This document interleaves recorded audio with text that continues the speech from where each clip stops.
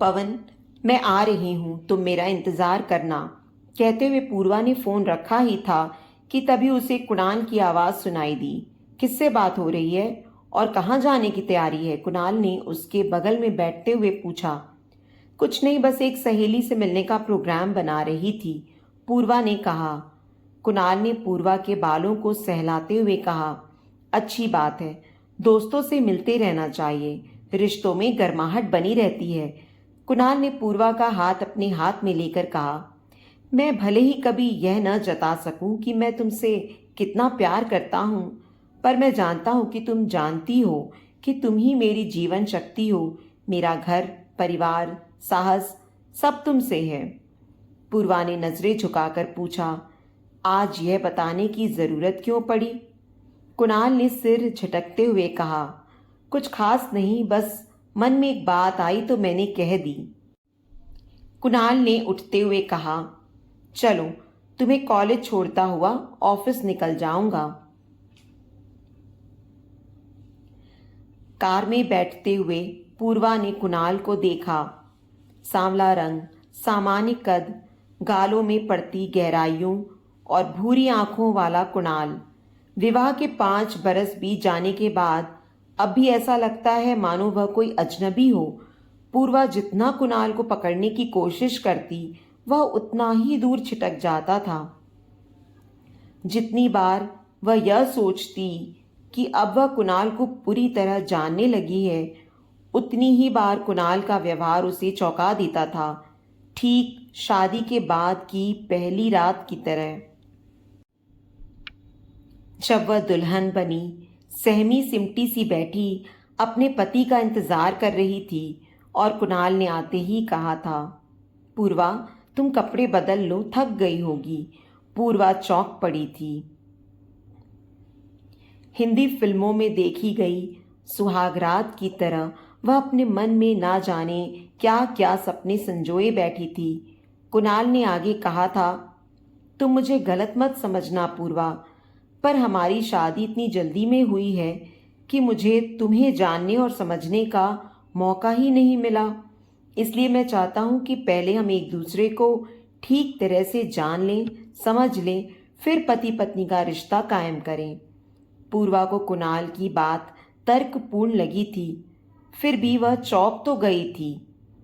फिर शादी के 6 महीने बाद उन दोनों की सुहागरात मनी थी। पूर्वा, पूर्वा कहाँ खो गई? कॉलेज आ गया। कुणाल ने उसे हिलाया तो वह अतीत के घेरों से निकल गाड़ी से उतर पड़ी। अंदर आते ही उसकी मित्र प्रोफेसर रक्षा ने उसका रास्ता रोककर पूछा, आज पवन जी नहीं आए? हाँ, आज हमें जाना है, पूर्वा ने कहा तो रक्षा एक टक उसे ही देखती रह गई। पूर्वा, क्या कह रही हो? तुमने कुणाल को छोड़ने का फैसला कर ही लिया? हाँ, और मैं जानती हूं कि इससे कुणाल को कोई फर्क नहीं पड़ने वाला। पूर्वा, तुम शायद आज तक कुणाल को समझ ही नहीं पाई हो। अरे, इतना सुलझा हुआ इंसान तो बड़ी किस्मत से मिलता है, और तुम हो कि उसे ठोकर मार कर जा रही हो। पूर्वा के मन में रह रहकर रक्षा की बात कौंध रही थी। क्या मैं सचमुच आज तक कुणाल को समझ नहीं पाई? पर मैंने कोशिश तो पूरी की थी एक अच्छी पत्नी बनने की।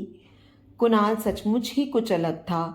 वह पूर्वा को अपना दोस्त मानता था और अपनी निजी स्वतंत्रता बनाए हुए उसे भी निजी स्वतंत्रता देना चाहता था। पर पूर्वा के संस्कारों को यही बात तो खटकती थी। वह एक ऐसे परिवार से आई थी जहां पति को ईश्वर का दर्जा दिया जाता था।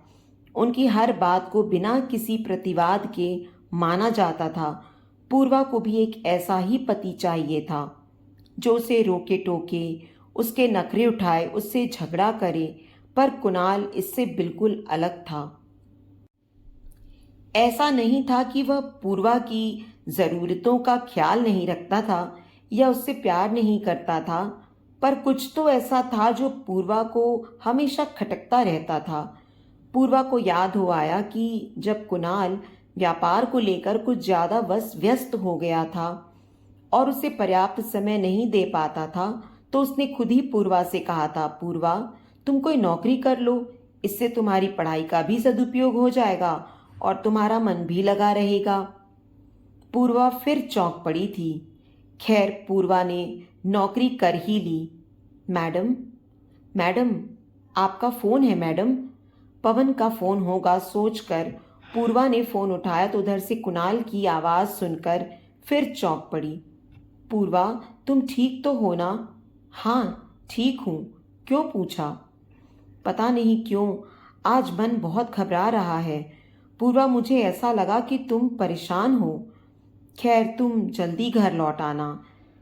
मैं भी आने की कोशिश करूँगा। पूर्वा सोचने लगी, तुम्हें मेरी परेशानी का आभास कैसे हो गया कुणाल? क्या अब भी मेरे मन के तार तुम्हारे मन से जुड़े हैं? पूर्वा ने फ़ोन रखा ही था कि फिर घंटी बजी। हेलो पूर्वा, पवन बोल रहा हूँ। तुम 5 बजे तक एयरपोर्ट पहुँच जाना, मैं तुम्हें वहीं मिलूँगा। पूर्वा ने पूछा, तुम कहाँ हो? घर। ठीक है, तो मैं 4 बजे तक तुम्हारे घर ही आ जाऊंगी, वहां से साथ ही चलेंगे। इतना कहकर पूर्वा ने फोन रख दिया।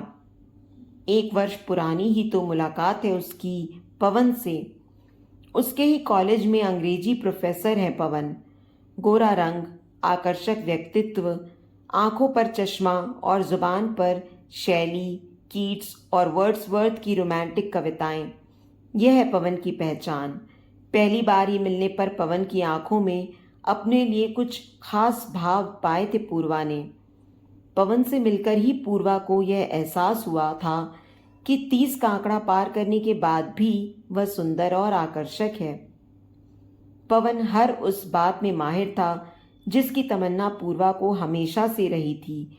वह पवन के चुंबकीय आकर्षण में खिंचती ही चली जा रही थी।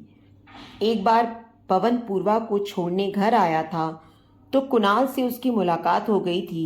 पूर्वा ने सोचा शायद कुणाल जलन महसूस करेगा या कुछ कहेगा, पर कुणाल ने कुछ नहीं कहा।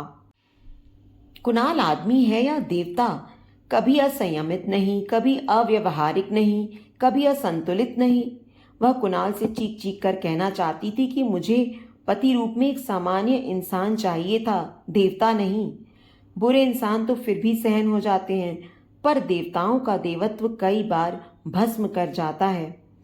और इस घटना के बाद ना जाने किस कुढ़न में पूर्वा के कदम पवन की ओर बढ़ते ही चले गए।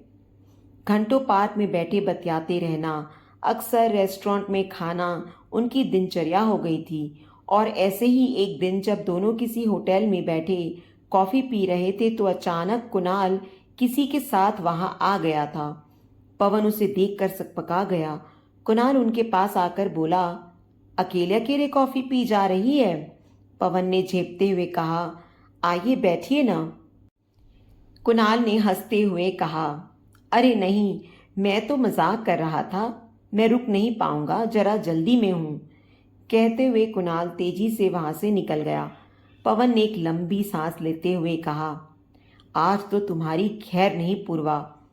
पूर्वा ने व्यंग से होठ टेढ़े करते हुए कहा, कुणाल मुझसे कुछ नहीं कहेगा, उसे इस सब से कोई फर्क नहीं पड़ता। पवन ने चकित होकर कहा, कुणाल की जगह मैं होता तो सारा घर सिर पर उठा लेता। मेरी पत्नी किसी और के साथ घूमे फिरे, यह मैं कभी सहन नहीं कर सकता। पूर्वा ने मुस्कुरा कर कहा था, शायद इसीलिए मैं तुम्हारे साथ हूँ। जानते हो पवन, तुम वह सब हो जो कुणाल नहीं है। तुम अच्छे भी हो और बुरे भी, पर कुणाल सिर्फ और सिर्फ अच्छा है, परफेक्ट है, और उसका यही परफेक्शन मुझसे सहन नहीं होता।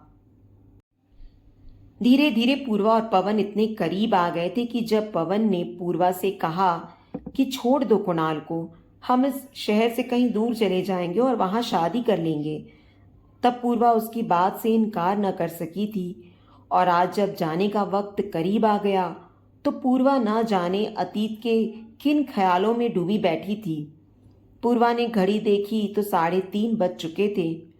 वह पवन के घर की ओर चल दी। वह जा तो पवन के पास रही थी, पर उसके दिमाग में सिर्फ और सिर्फ कुणाल ही घूम रहा था। वह सोच रही थी कैसी होगी कुणाल की प्रतिक्रिया जब वह यह खबर सुनेगा? सह पाएगा यह सदमा? इस सब में भी वह अपनी ही गलती तलाशेगा। मैं तो हमेशा से ही उससे दूर जाना चाहती थी, पर आज जब दूर जा रही हूं तो मन क्यों उसकी ओर खिंचता जा रहा है। तो क्या मैं पवन से प्यार नहीं करती? पूर्वा ना जाने कितनी देर इन्हीं सवालों में उलझी रही। अगर टैक्सी वाला उसे उतरने को न कहता। वह धीमे कदमों से पवन की ओर बढ़ गई। पवन ने उसे कंधों से पकड़ते हुए कहा, देर कर दी, अब जल्दी करो, एयरपोर्ट बहुत दूर है। पूर्वा हौले से उसका हाथ हटाते हुए बोली, मैं तुम्हारे साथ नहीं चल सकती पवन। पवन ने चौंक कर पूछा, क्यों? क्या हो गया? क्या तुम मुझसे प्यार नहीं करती? पूर्वा ने विरक्त सी हंसी हंसते हुए कहा, प्यार? पता नहीं, पहले भी करती थी या नहीं। पवन चौंक पड़ा। क्या कह रही हो पूर्वा? पर पवन की बात को अनसुना करते हुए पूर्वा अपनी ही रौ में कहे जा रही थी। कुणाल के अहम को चोट पहुंचाने के लिए, उसकी भावनाओं को तकलीफ पहुंचाने के लिए मैं अपने हदें पार करने चली थी। पर आज जब सच में जाने का वक्त आया तो ऐसा लग रहा है कि कुणाल ने मेरी जड़ों को बहुत गहरे कहीं थाम रखा था, जिसके कारण ही मेरी शाखाएं पवन को छू पाईं, उन्हें प्यार कर पाईं, और फिर ना जाने कब मुझ में यह घमंड आ गया कि मैं अपनी जड़ों के बिना भी जी सकती हूँ। पर आज जब जड़ों से बिछड़ने का समय आया तो पता चला कि मैं, मेरी शाखाएं सब इन जड़ों की ही नेमत हैं। इनके बिना मेरा कोई अस्तित्व ही नहीं रहेगा। मुझे माफ कर देना पवन। मैं अपनी जड़ों यानी कुणाल से बिछड़ कर नहीं रह सकती। मैं तुम्हारा भी धन्यवाद करना चाहती हूँ, क्योंकि तुम्हारे कारण ही मैं कुणाल को जान पाई हूँ। अलविदा पवन। इतना कहकर पवन को अचंभित सा छोड़कर पूर्वा वहां से चली गई। घर पहुंचकर पूर्वा ने देखा कि सारा कमरा उसकी पसंद के जरबेरा और रजनीगंधा के फूलों से सजा हुआ है और कुणाल बेचैनी से कमरे में टहल रहा है। पूर्वा को आया देखकर कुणाल ने आतुरता से उसे अपनी बाहों में भर लिया। कुणाल से इस तरह का व्यवहार अनपेक्षित था पूर्वा के लिए। कुणाल पूर्वा के गाल, माथे, आंखों और होठों को बेतहाशा चूमते हुए कह रहा था, मैं जानता था कि तुम लौट आओगी पूर्वा। तुम मुझे यूं अकेला छोड़कर जा ही नहीं सकती हो। पूर्वा सहम गई। तो क्या तुम सब जानते थे? उसने कांपते स्वर से पूछा। कुणाल ने कहा, हाँ, आज सुबह मैंने तुम्हारी सारी बातें सुन ली थी। पूर्वा की आंखों से आंसू बह रहे थे। उसने कुणाल के हाथ थाम पूछा, तो तुमने मुझे रोका क्यों नहीं? क्या इतना भी अधिकार नहीं समझते तुम मुझ पर? कुणाल ने उसका चेहरा अपने हाथों में भरते हुए कहा, चाहता था कि रोक लूं, पर फिर लगा कि अगर तुम्हें जाना ही है तो मेरे रोकने का क्या फायदा। और मैं तुम्हें खुश देखना चाहता था, चाहे जिस तरह, चाहे जिसके भी साथ। पर सच कहूं पूर्वा, तो मैं बहुत डर गया था। अगर तुम सचमुच चली जाती तो मेरा क्या होता। पर अब मैं कोशिश करूंगा अपने को बदलने की, ठीक वैसा ही जैसा तुम चाहो। पूर्वा ने मुस्कुराकर कुणाल का माथा चूमते हुए कहा, नहीं, तुम्हें बदलने की जरूरत नहीं है। मुझे तुम वैसे ही स्वीकारो जैसे तुम हो, निश्चल बच्चे की तरह। गलत तो मैं थी जो समझ नहीं सकी। तुम मुझे माफ। वह आगे कुछ न कह सकी।